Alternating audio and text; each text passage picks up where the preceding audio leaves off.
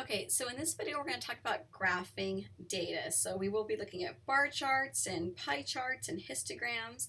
So in addition to the frequency distributions, measures of central tendency, and the measures of dispersion that we talked about in our last chapter, or our last lab there, graphing is a really useful way to summarize, organize, and reduce our data. And it's been said that a picture's worth 1,000 words, and if that's the case, well, in complicated data sets, this is certainly true. And with SPSS, it really is possible to make publication quality graphs. And one important advantage of using SPSS instead of things like Excel or SigmaPlot is that your data is already entered in there. So hopefully you're able to get this height .save file off the LMS where I keep all the data sets there. So you have it here, you have the height and you have weight and you have sex, and so I have males as 1 and females as 2. Right?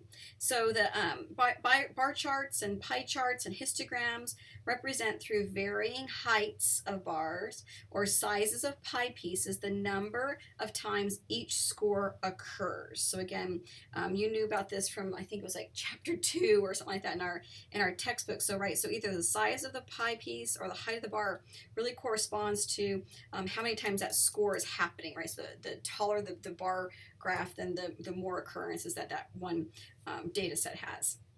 And they really are graphical representations of the frequency distribution that we discussed in our last lab.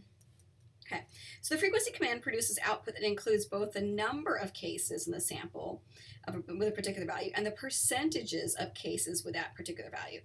So conclusions can be drawn, in relation to describing the numbers of percentages for that sample. And if the data are at least on an ordinal scale, right, conclusions regarding the cumulative percentages and or the percentiles can also be drawn.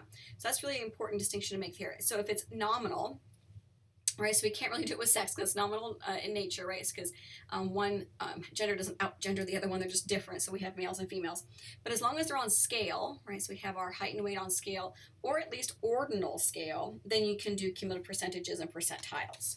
Okay, so we have our data set here, and I went ahead and I typed it all in for you, and you have the data set there. But if you were having transposed data and you were like, oh, let me just double check to make sure I got it right, you go up to Analyze and Descriptive Statistics and then down to Descriptives. And you would bring, so both these variables, if they were over here, you're like, yeah, I want to do weight and I want to do height. And I want to make sure that, yeah, it's capturing the mean because I just want to make sure really quick that I have the right data.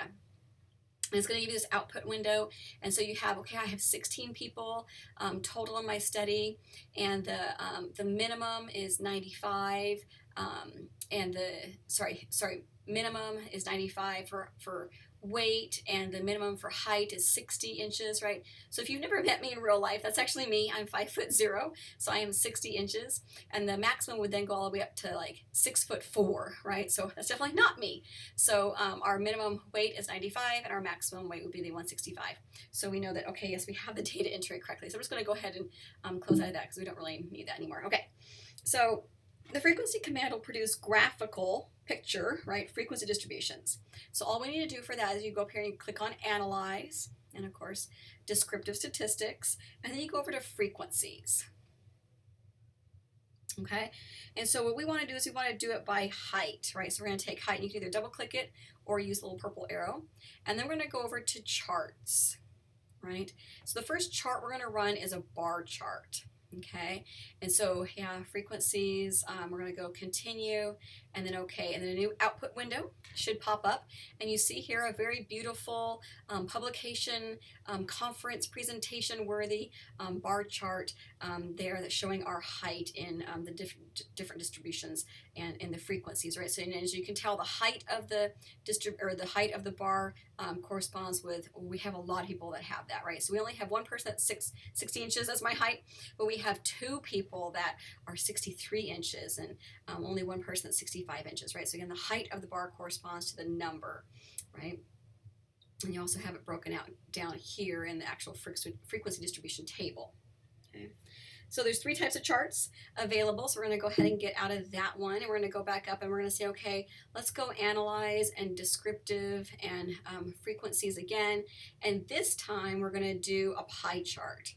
So for your lab, I want you to take a screenshot of the bar chart, the pie chart, and the histogram.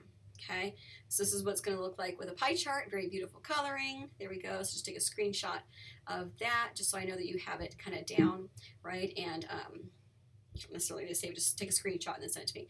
And then we're going to do it one more time. So to analyze, descriptive, to statistics, and then frequencies. And then this time we're going to do a histogram, but we're also going to show the normal curve. So if you click on that little button, it shows the normal curve of the histogram.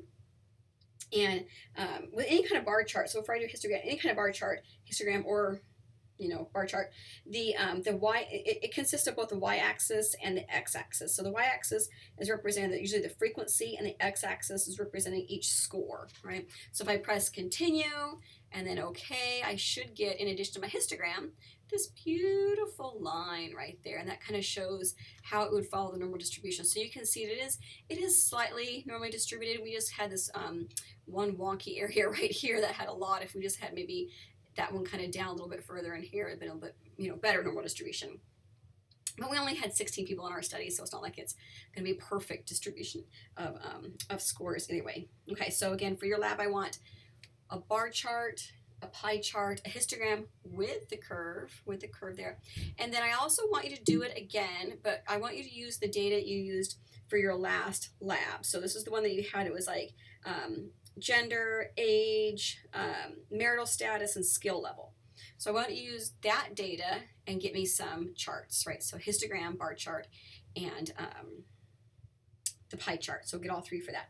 So you're going to have a lot for this lab. You're going to have all three for this dummy data set I sent you here, and then you're also going to run all three charts for the data that you made up from last time. All right, I think that's it.